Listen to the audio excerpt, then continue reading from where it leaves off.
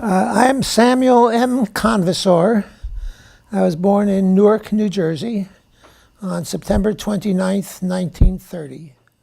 It was fun. We had a house in the Weequahic section of Newark, between Bergen Street and Hunterdon Street on Shepherd Avenue. Had a lot of friends. We played in the streets. I went to Peshine Avenue Grammar School and played in the playground pretty much every day. So it was a good, nice life. My Jewish influences in life. I was brought up in what would be a Orthodox home. Well, my career in life at Fairleigh Dickinson is very interesting.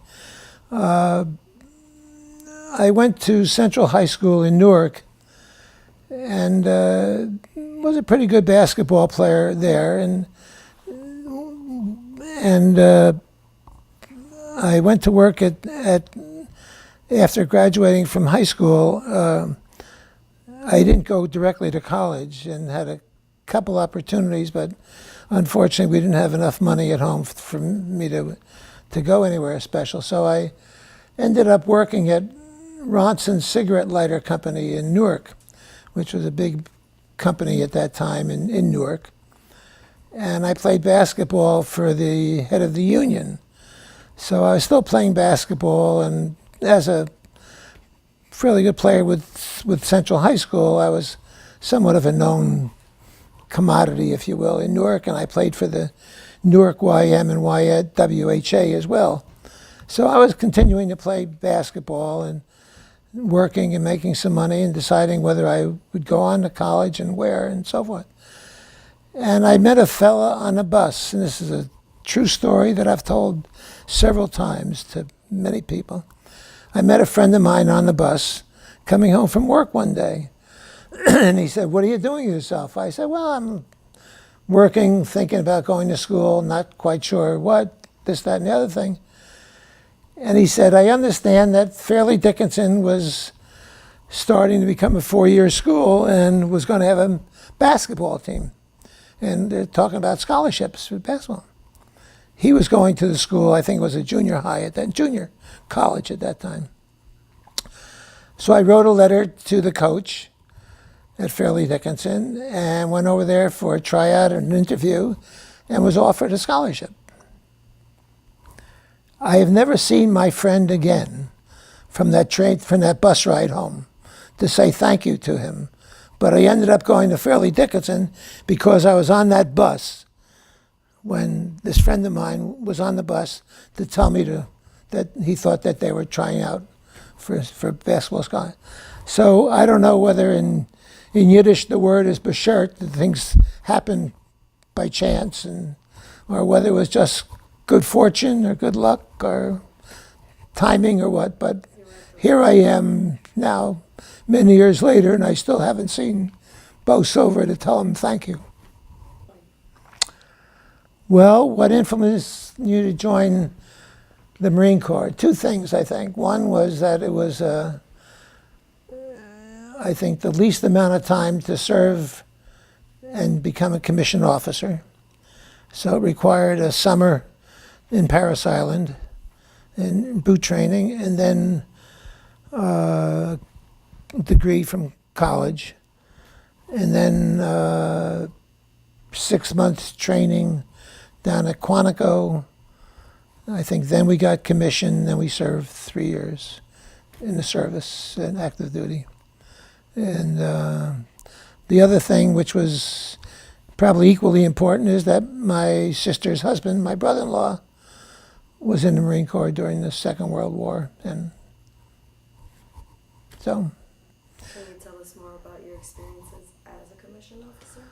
I was an instructor in the Marine Air Wing. I was not a pilot, but as a ground officer, we had an opportunity to work with the pilots, train pilots on various aspects of functions of the ground, of the troops on the ground, and I did some training in that regard in what was called the leadership training program or something of that kind. I can't remember. But basically, I was a instructor.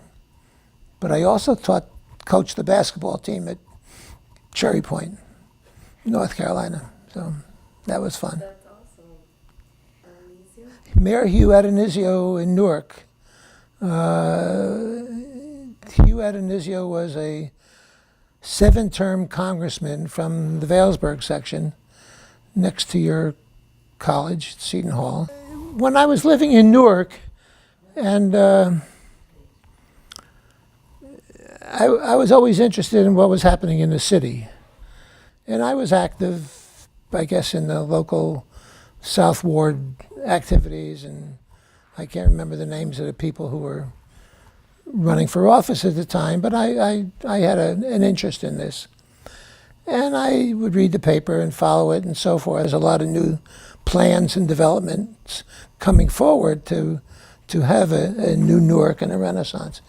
And I became interested in this, and I had been working when I graduated from graduate school at Boston University, where I did my graduate work in communications and in some public policy, public administration work.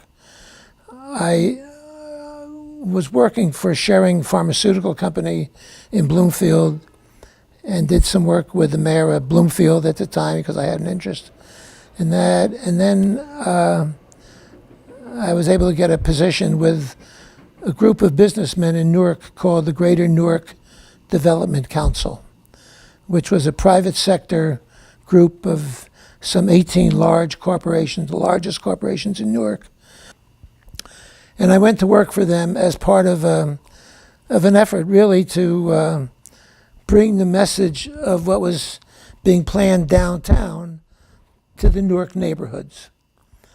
And I worked very closely with a lot of friends of mine who were in Newark in different capacities and work. And one of them was Bob Curvin, who unfortunately passed away not too long ago, about a year ago. But Bob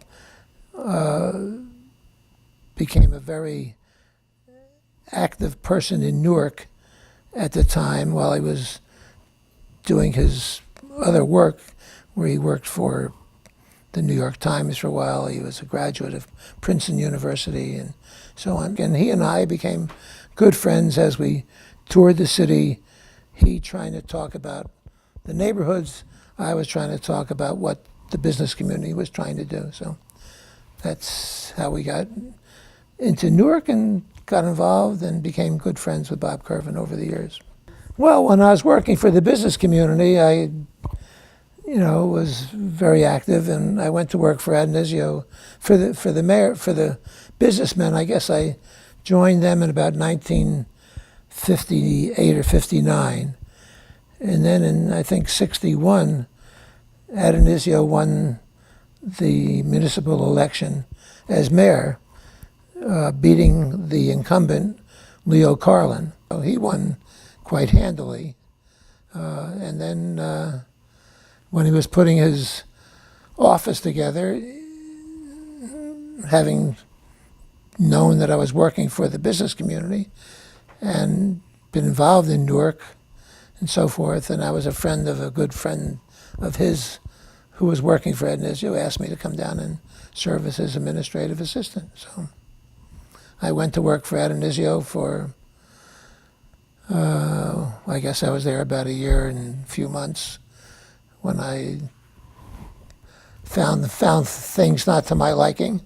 I went to Washington for a meeting with the mayor, and I walked into the hotel room for the meeting to get him to go to the meeting, and he asked me what I was doing there, and I said we had meetings in Washington, and he said a couple of things, expletive deleted, you go to the meetings, I'm going to the racetrack.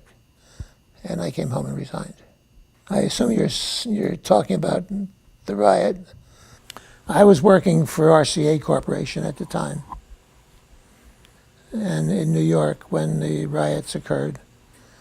And it was Bob Curvin, who I mentioned, my friend before, who was trying to keep the peace, standing in front of the police precinct in the Central Ward with his bullhorn, serving as a leading member of CORE.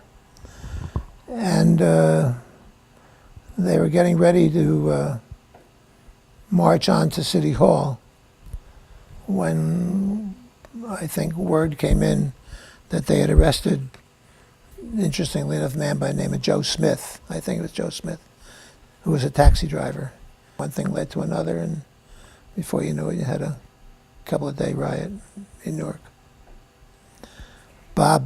Picture of Bob in front of the police precinct with his bullhorn appeared the next day in the New York Times. So, and the business community in Newark called me and said, "We understand you're back." And this would be 1965, 6. Newark was still without any problems. Plenty of problems, but not without any disturbance. And they asked me if I would come back and work for the business community for a couple of days a week. And I did. Adam Nizio was furious with the business community and told them, in expletive deleted, keep him away from City Hall. So I did. I stayed away from City Hall and worked with the community and tried to get some things done in Newark. How'd I meet my wife? I had a very good friend, Lou Kraut, who had dated Carol, or he took her out on a date and came home and called me up. He said, "I met your wife last night." I said, "What do you mean you met my wife last night?" He said, "I went out with a girl who's exactly what meets everything you wanted." So I took Carol out, and he was right. So I suggested, because I had many of the students play at the house over the years and at the synagogue and what have you. So I suggested that I would underwrite, in Carol's memory, a series of concerts at SOPAC, which I do. It's about 4 concerts a year, usually. And now it includes the Juilliard Jazz Ensemble, as well as three classical concerts. And they're on a Sunday afternoon, and I think they're like $15 or $20, something like that. It's not terribly expensive, and it's within my means of contributions, and I enjoy it. It's nice to see the kids there and play, and they enjoy it. And they're all professional musicians. I mean, many of them play with prominent orchestras and the like, but they also like to make it on their own, and they don't have enough venues really to play in. So when I had the idea, I went to Joe Polisi, the president, and said, could we use the Juilliard name attached with SOPAC? He said, absolutely. And so it's the Juilliard at SOPAC. While you were there? Well, I joined RCA in '66 and became vice president of corporate affairs. And somewhere, I don't remember now, probably somewhere in the 1970s. And it was wonderful. I had responsibility for a lot of the issues that the corporation was working on, and the outreach to the communities and the public organizations, state and local government relations. So that, in matters of the environment, race relations, those issues that corporations are facing today, they're still. And then what is that relationship with the local community or in community groups, and so forth. So it was very interesting, and worked with a lot of good people, and some well-meaning and some not so well-meaning, but that's what life is.